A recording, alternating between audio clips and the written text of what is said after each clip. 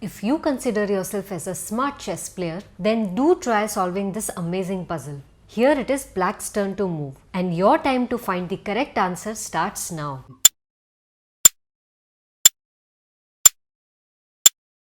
So the key to finding the solution to this puzzle is by first noticing that white doesn't have any legal moves to play. All of these pawns are blocked by the black pawns, and this king doesn't have access to this square because it's currently controlled by our pawn. So black needs to be extremely cautious here. So therefore black cannot make the mistake of making any king move over here, because that would simply lead to a stalemate. So therefore black has to move this pawn, and the only pawn that can move forward is this f pawn. But now the question is, where should we move this pawn? Should we push it to f6 square or to the f5 square? Well, it doesn't really matter, because in either of the case, white captured this pawn. So black can play any of these moves, after which it's again an important position on the board, because a lot of players over here will hastily play the move king to f7, which will simply lead to a stalemate again. So therefore, the winning move over here is to play king to f8. Now, the only move that white has is f7, and again the king cannot make the mistake of capturing this pawn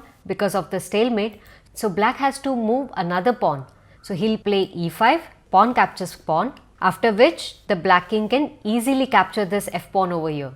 Now the only move white has is e6 check, and again you cannot capture this pawn, neither can get your king front of this pawn because that would stalemate the game. So again we will repeat the same idea that we played earlier, that we will get our king just one square away in front of this pawn. And now white plays e7, and now again instead of capturing this pawn, we will first sacrifice our another pawn. Pawn takes pawn, and now the king captures this pawn, the pawn moves ahead. And again we will follow the same pattern that we learnt earlier.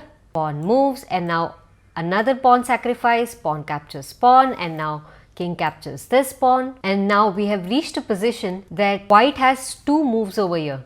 Either he can push his pawn to the c4 square, or he can move his king to the b2 square. In either of these moves, black is still winning if black is able to play the correct moves. So if white plays c4, then now you can play king to c5. We don't have to worry about stalemate because white king has the square.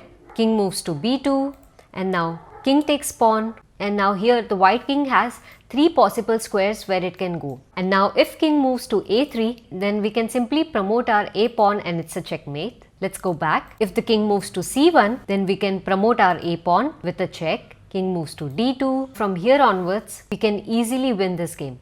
Let's go back. If king moves to a1 square, then we can get our king to the d3 square, making sure that the white king has this square available to move. King moves to b2, and now we will do a cute little sacrifice with our a pawn. The pawn promotes, king captures the queen, and now black king moves to the c3 square. Don't make the mistake of getting it to the c2 square, otherwise it would be a stalemate again. So by moving it to the c3 square, we are giving room to the white king to move to the b1 square. So king moves to b1. And now b2, taking away both of these squares. So the only square available for white king is a2, and now king to c2, and now there is no way that the white can draw this game. Want to solve such more interesting puzzles? Then do like this video and subscribe to my channel. And now it's time for the question of the day.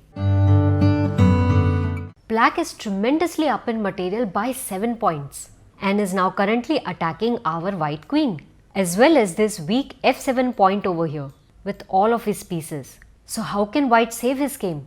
Let me know your answers in the comments box, and I'll see you in the next video.